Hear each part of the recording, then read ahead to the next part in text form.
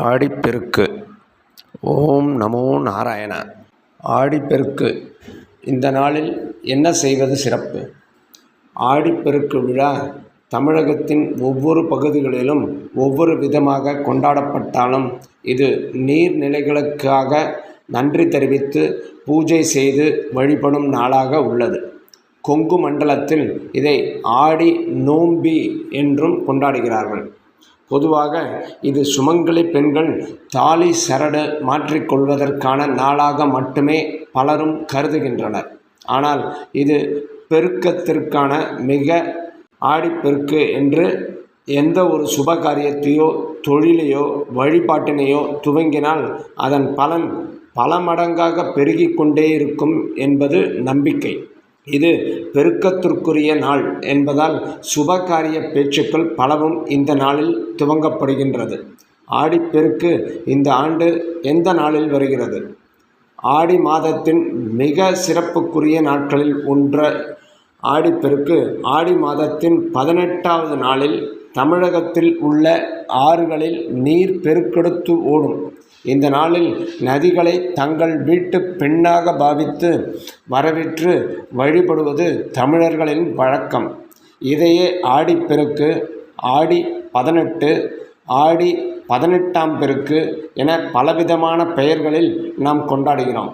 ஆடிப்பெருக்கு அன்று நீர்நிலைகளுக்கு சென்று பூஜை செய்து வழிபட்டால் நம்முடைய வாழ்க்கையிலும் மகிழ்ச்சியும் மங்களங்களும் பெருகும் என்பது நம்பிக்கை.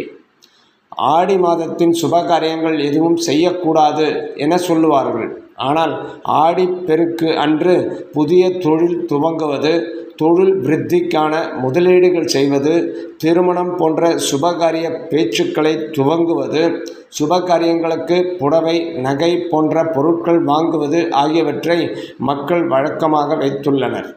காரணம், இந்த நாளில் எதை துவக்கினாலும் அது பெருகிக்கொண்டே போகும் என்பது ஐதீகம். ஆடிப்பெருக்கின் போது காலையிலேயே ஆற்றங்கரை அல்லது கடற்கரைகளுக்கு சென்று குடும்பத்துடன் மஞ்சளில் பிள்ளையார் பிடித்து அதற்கு அருகம்புல் படைத்து முதலில் வழிபடுவார்கள். பிறகு மஞ்சள், குங்குமம், வெற்றிலை பாக்கு, தேங்காய் பழம் ஆகியவை வைத்து விளக்கேற்றி குலதெய்வத்தையும் நீர் மகளையும் வழிபடுவார்கள்.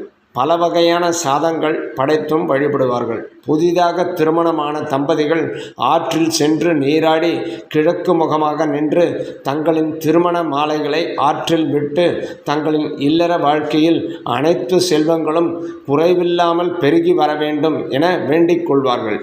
புதிதாக திருமணமான பெண்கள், ஏற்கனவே திருமணமான பெண்கள் ஆகியோர் மூத்த சுமங்கலி பெண்களால் கைகளில் தாலிச்சரடினை மாற்றிக்கொள்வார்கள். ஆடிப்பெருக்கில் தாலிச்சரடு மாற்றினால் கணவரின் ஆயுள் நீடிக்கும் என்பது ஐதீகம். அதேபோல் திருமணமாகாத கன்னிப் பெண்களும் தங்களுக்கு விரைவில் நல்ல கணவர் அமைய வேண்டும் என நீர் மகளை வழிபட்டு மஞ்சள் கயிறு கழுத்தில் அணிந்து கொள்வார்கள். ஆற்றில் விளக்கேற்றியும் விளக்கு விட்டும் வழிபடுவார்கள். ஆடிப்பட்டம் தேடி விதை என்பார்கள்.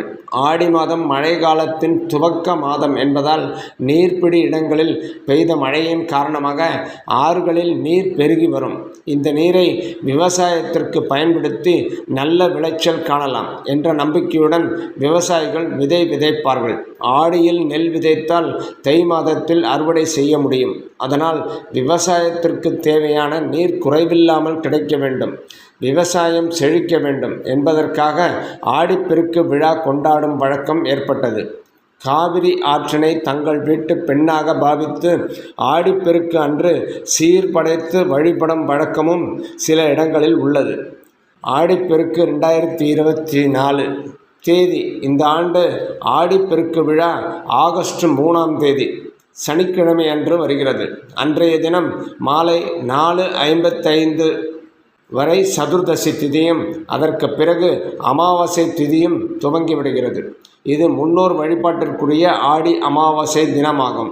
சனிக்கிழமை என்பதால் காலை 9 மணி முதல் 10:30 வரையிலான நேரம் ராகு கால நேரமாகவும், பகல் 1:30 மணி முதல் 3 மணி வரையிலான நேரம் யமகண்ட நேரமாகவும் உள்ளது.